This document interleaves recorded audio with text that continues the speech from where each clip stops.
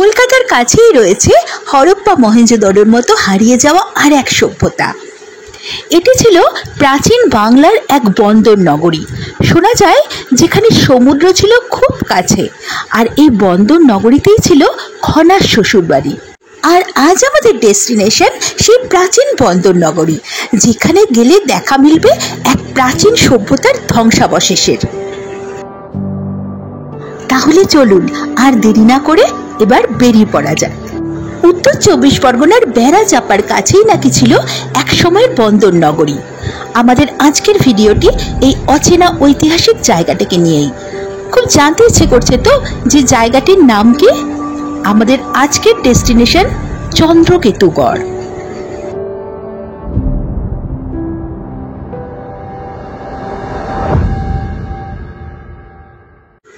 Sealdah station থেকে হাসনাবাদ বা বনগাগামী যে কোনো লোকাল ট্রেনে চেপে যেতে হবে হাড়োয়া রোড। তারপর সেখান থেকে ট্রেকারে করে চন্দ্রকেতুগড়। আর যদি গাড়িতে আসতে চান তাহলে টাকি রোড ধরে আসতে হবে। টাকি রোড ধরে বসিরহাটের দিকে গিয়ে বেড়াচাপা প্রায় 21 কিলোমিটার। বেড়াচাপা থেকে বাঁদিকে কিছুটা গেলেই খনা মিহিরের ঢিপি, আর তার পাশ দিয়ে কিছুটা গেলেই পড়ে চন্দ্রকেতুগড়। কি এই চন্দ্রকেতুগড়? এখানকার বিশেষত্বই বা কি? আসুন জেনে নেওয়া যাক। এখানে মাটির নিচ থেকে পাওয়া যায় প্রাচীন মুদ্রা, যা থেকে অনুমান করা যায় একসময় এই অঞ্চলটি ছিল বাণিজ্য নগরী।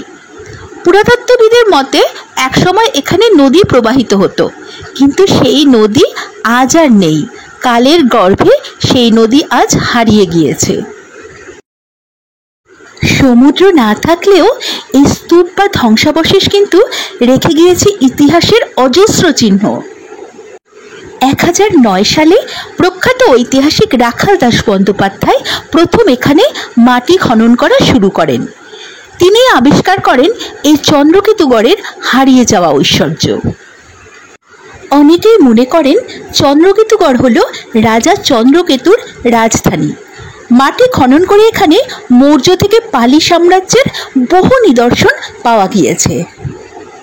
এই চন্দ্রকেতুগড়ের মধ্যেই বরাহমিহিরের ঢিপি, আর শোনা যায় এখানেই ছিল খনার শ্বশুরবাড়ি। সবটাই কিন্তু প্রচলিত তথ্য নির্ভর। পাশেই আছে মিউজিয়াম, সেখানে গেলে অনেক প্রাচীন মুদ্রা দেখতে পাওয়া যায়।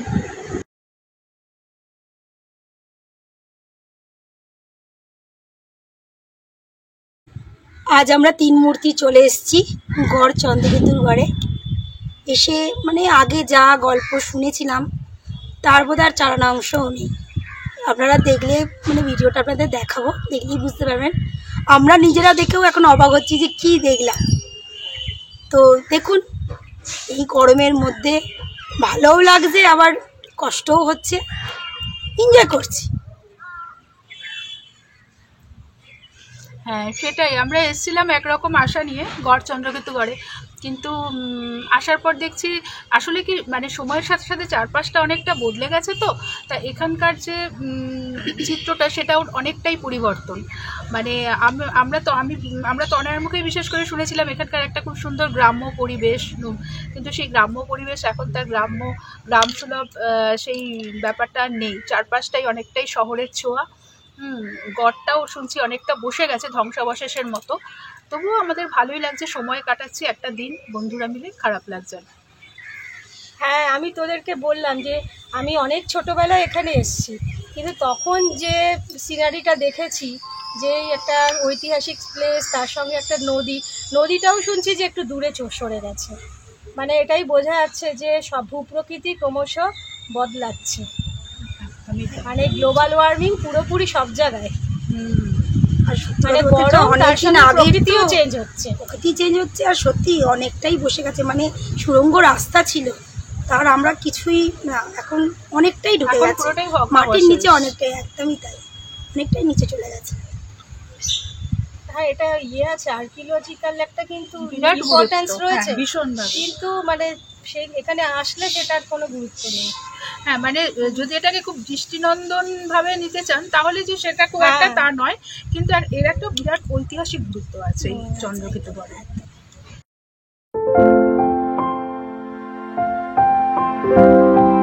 ওই ঐতিহাসিকদের মতে এই চন্দ্রকেতুগড়ের কাছেই আছে বরাহমিহিরের ঢিবি। রাজা বিক্রমাদিত্যের সভারত্ন ছিলেন বরাহমিহির। জ্যোতির্বিদ বরাহমিহিরের পুত্রবধূ ছিলেন খনা, যার ভবিষ্যৎবাণীর জন্য আজও মানুষ তাকে মনে রেখেছে।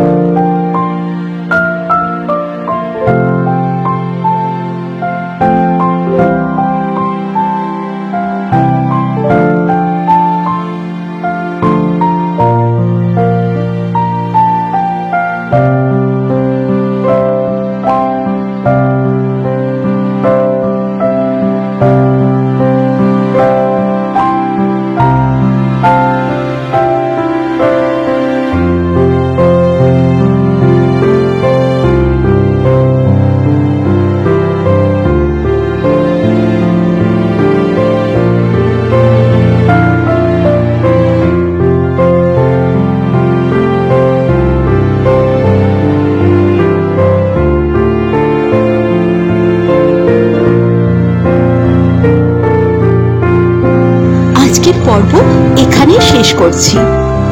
সবাই ভালো থাকবেন, সুস্থ থাকবেন। আমাদের আজকের এই ভিডিওটি দেখে যদি আপনাদের ভালো লাগে তাহলে অবশ্যই আমাদের চ্যানেলটিকে সাবস্ক্রাইব করুন, আর ভিডিওটি অবশ্যই লাইক এবং শেয়ার করুন, আর নিচে কমেন্টস বক্সে লিখে জানান কেমন লাগলো আজকের এই অধ্যায়। টাটা।